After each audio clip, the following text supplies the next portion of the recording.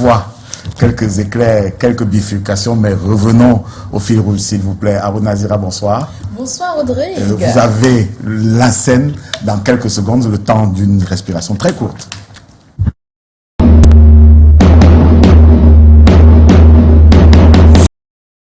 Voilà, rebonsoir, je pense que j'ai au bon moment pour mettre un peu d'eau dans le vin qui est assez très alcoolisé ce soir sur le plateau. Bonsoir Etienne Bakaba. Bonsoir. C'est un plaisir de vous avoir sur ce plateau. Je vous en prie. Comment vous allez? Je vais très bien, surtout que j'ai visité les malades aujourd'hui à l'hôpital à Quintini. Chaque dimanche, quand j'ai l'opportunité d'aller dire la messe à l'hôpital à Quintini et que après cette messe, je vais rencontrer les malades, c'est que j'ai réussi mon dimanche. Et comment étaient les malades ce matin? Est-ce que c'était très en joie de voir le prêtre? Malheureusement, je recommande à Dieu l'âme de Narcisse qui était la semaine dernière et qui est parti. Mais chaque fois qu'un malade a l'occasion de voir quelqu'un qui vient échanger avec lui, même si ce n'est pas prêtre, je crois que ils ont parfois beaucoup plus besoin d'humanité que de médicaments. Il y en a qui sont arrivés à des phases terminales. Ils ont plus besoin de la chaleur humaine même que de médicaments. Ils ne croient même plus à ces médicaments qu'ils prennent, mais ils croient en la prière. En la prière, d'accord. Il faut dire, beaucoup de personnes vous connaissent en tant que prêtre, en tant qu'homme de Dieu. Pourtant, vous n'êtes pas seulement cela. Vous avez été journaliste de formation. La preuve, vous avez été directeur adjoint et directeur des programmes de la télévision et radio Veritas. Qu'est-ce que vous gardez de ces moments en tant qu'homme de médias? Ne les mettez pas au passé parce Vous que les c'est Vous essayez toujours mon actualité. Ah, d'accord. Oui, effectivement, je fais les sticks. C'est l'archevêque qui m'a envoyé, je n'ai pas fait de moi-même, j'étais déjà prêtre. 2015-2018, je rends d'ailleurs hommage à M. Jean-François Guégan, un de nos enseignants, qui a été rappelé à Dieu il y a quelques jours. Il nous aura appris beaucoup de choses dans le métier. Oui, je suis journaliste et c'est à ce titre que j'exerce à la radio, télévision Veritas comme directeur adjoint et directeur des programmes. Donc voilà, un prêtre dans les médias, c'est pas une exclusivité. Il y en a. Il y a eu Mathias Stéphane Belbel, voilà. Il y a eu l'évêque, l'ancien président du CNC. Joseph Fateba. Voilà, vous avez plusieurs casquettes. On a évoqué celle de prêtre, celle d'homme de médias, mais vous êtes également mannequin. On vous surnomme le mannequin de Jésus. Oui, mannequin parce que si la régie me suit, vous posez des fois pour la. Est-ce que c'est lui-même? J'ai l'impression que c'est lui qui... Il y a lui également les hommes. Il y a beaucoup de personnes, quand ils ont vu la fuite, disaient « Ah, ça c'est le mannequin de Jésus ».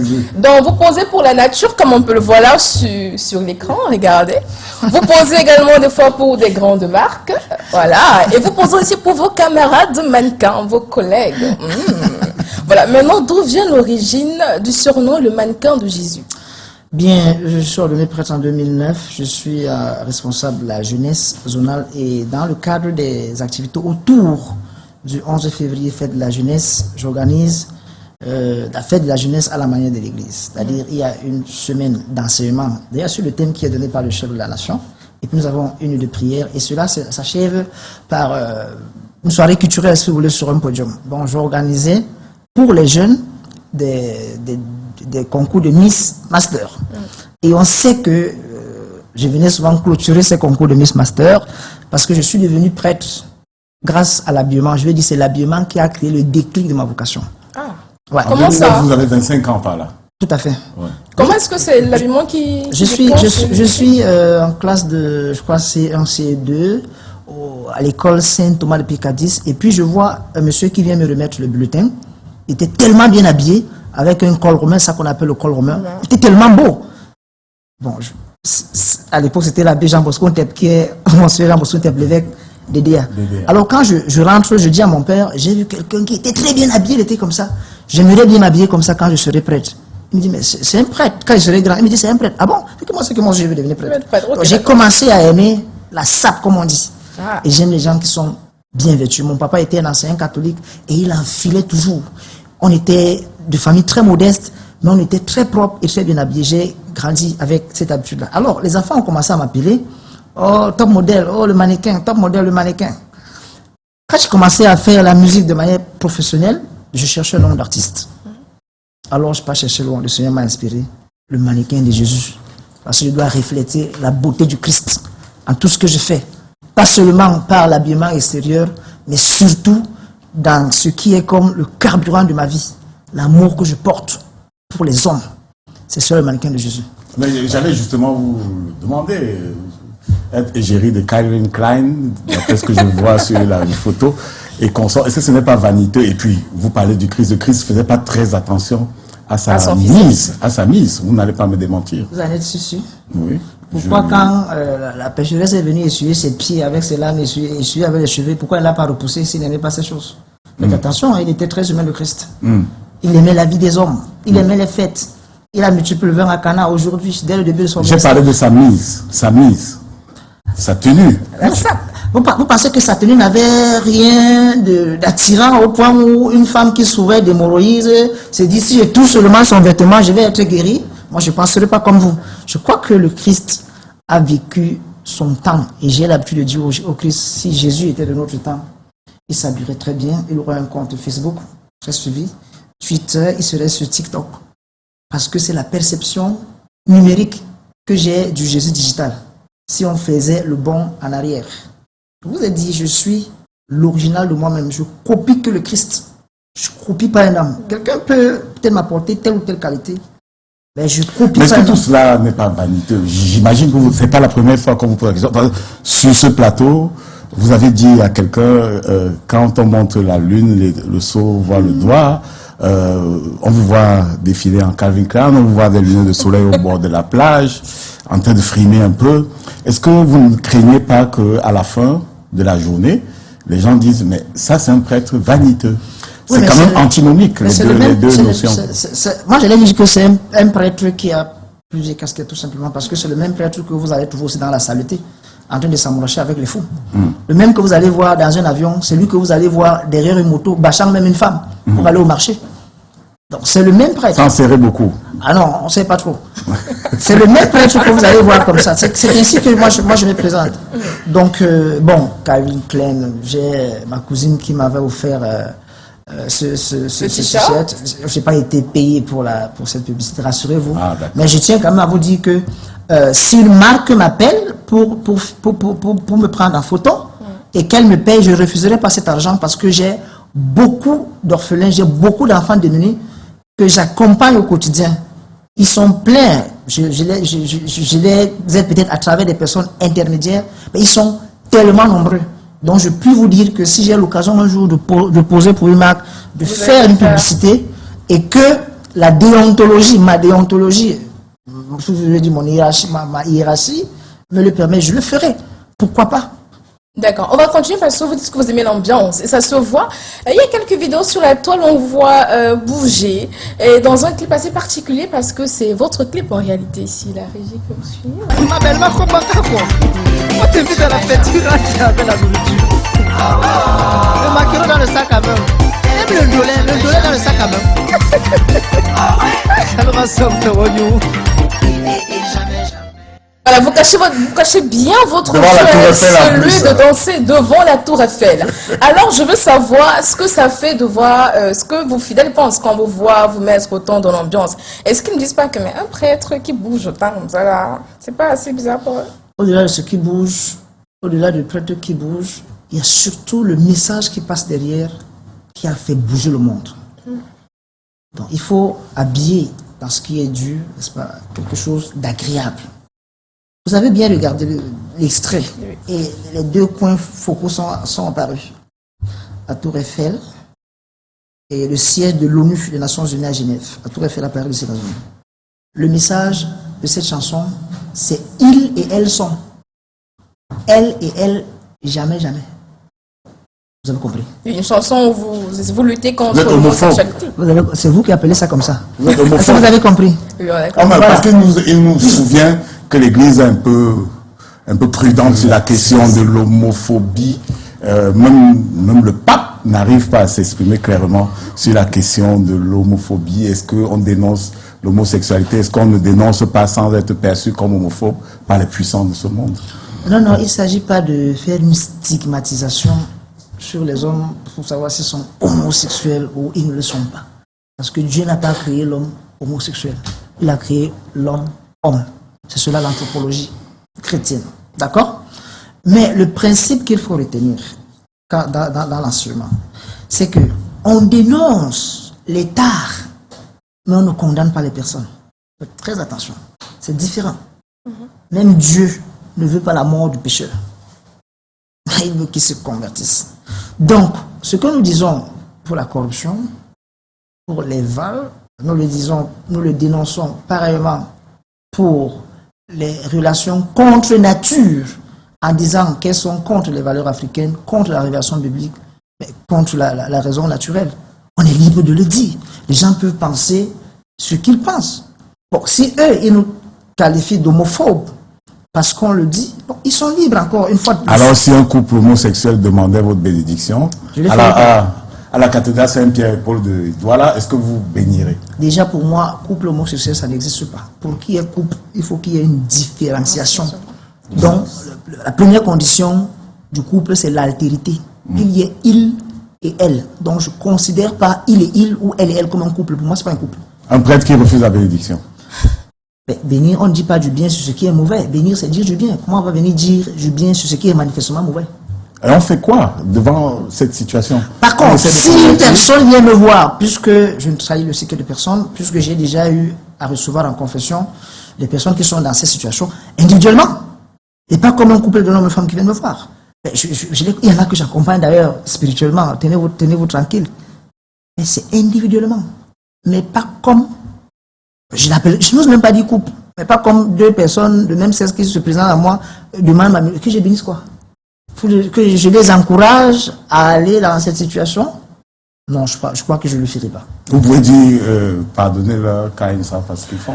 Vous dites pardonner, est-ce qu'ils reconnaissent ça comme un péché? Pour qu'il y ait pardon, il faut qu'il y ait aveu. Jésus le disait aussi. Je dis pour qu'il y ait pardon, il faut qu'il y ait aveu. Mais vous venez accorder le pardon à quelqu'un. Il vous a dit que lui considérait qu'il était dans le péché. Mais puisqu'il est en quête de bénédiction, il vient chez vous, je crois qu'il est humble. Non, la bénédiction, ce n'est pas toujours parce qu'on a péché.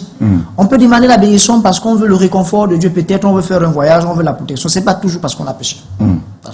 D'accord, on va continuer. Là, je voudrais qu'on fasse un petit retour en arrière, une sorte, en fait, un peu de voyage dans votre enfance avec ce qui suit.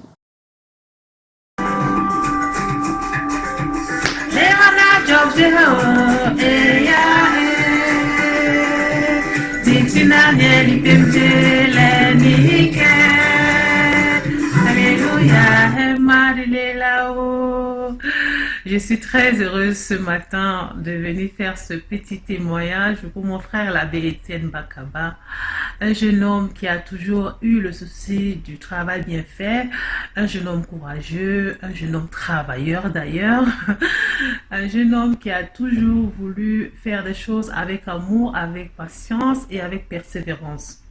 Je suis très heureuse de ce que tu deviens aujourd'hui, cet homme-là. Pas parce que je suis ta sœur, mais tout le monde peut le témoigner aujourd'hui. Je me rappelle quand on était petit, lui il était séminariste qui venait faire les messes les dimanches au village. Il me disait, ma petite maman, tu sais, demain c'est toi qui vas chanter à l'église. Moi je serai le célébrant et toi tu seras chef de chantre. Et moi je disais, comment je vais y arriver mon père? Je ne sais pas chanter. Il me dit, tu sais le faire. Donc tu pourras le faire. Et bien, c'est cet homme-là qui s'est motivé, qui s'est encouragé, qui a toujours été là pour moi, qui a toujours été là pour nous. Et toute la famille Bakaba te souhaite un bon ministère, mon père, et beaucoup de courage, que Dieu te protège. Bisous, nous t'aimons tous. Vous avez reconnu la personne? Ben, la petite soeur, je l'appelle la petite maman. C'est Kim Fanet Bakaba qui est à Saint-Étienne. Elle est infirmière, c'est notre dernière née. Je n'ai qu'une seule petite soeur d'ailleurs, et elle porte le nom de ma maman. C'est pour ça que nous sommes... Que vous l'appelez la petite maman? Très fusionnelle. Bon, je ne savais pas qu'elle portait encore ses souvenirs, parce que c'est vraiment ça, le passé. Nous habitions quelque part où le prêtre ne venait pas tout le temps. Et moi déjà, petit séminariste, il fallait que quand le prêtre n'est pas là, je vienne faire la célébration de la parole. Et il fallait qu'elle chante. Parce que j'aurais voulu qu'elle soit une grande chante, mais elle a préféré la médecine. Parce que je voyais déjà sommeiller en moi cette histoire d'être musicien. Mon papa, il chantait super bien. Ma maman était à la chorale. Et j'ai au moins 2 grandes sœurs qui ont fait la chorale. Et moi-même, j'ai fait la chorale au séminaire. J'aime beaucoup le chant, surtout le chant religieux. Et merci de me plonger de cette manière-là dans ces souvenirs. Mais est-ce qu'au fond, vous n'êtes pas amoureux de la scène? Ce n'est pas la scène qui vous intéresse plus que tout. Parce que vous avez l'hôtel, c'est une tribune.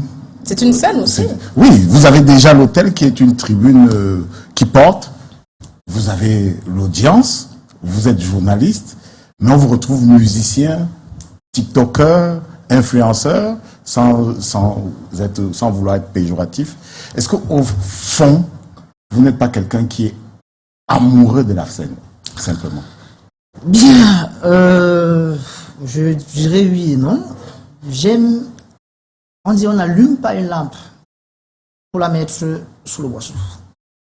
Excusez-moi, comme vous voyez là, je porte... Comme quelqu'un dit, on ne cache pas la lumière du soleil. Je porte pas de bijoux. Vous allez remarquer, chaque fois qu'on m'a offert un bijou, j'ai remarqué, il se coupe et se jette. Même la montre, je ne porte pas de bijoux. Vous savez pourquoi? D'accord.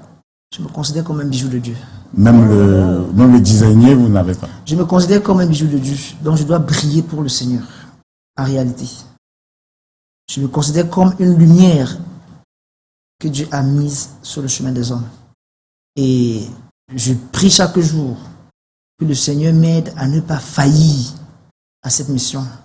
Je souhaite qu'en quittant cette terre, que j'ai apporté ma petite contribution à aider les gens à aimer davantage le Seigneur, à s'aimer davantage et à travailler surtout à aider ceux qui n'ont rien. Parce que moi, le premier, j'ai été bénéficiaire de la générosité de certains de mes parents, que je ne vais pas citer ici par mesure de pudeur. Ils ne verraient peut-être pas ça bien. J'ai été aidé dans ma vie par beaucoup de personnes et je pense que j'ai l'obligation de rendre cela. Tiens, je m'appelle Bakaba. Et Bakaba signifie... C'est le nom de quel terroir? Qu'il se partage. Bassa.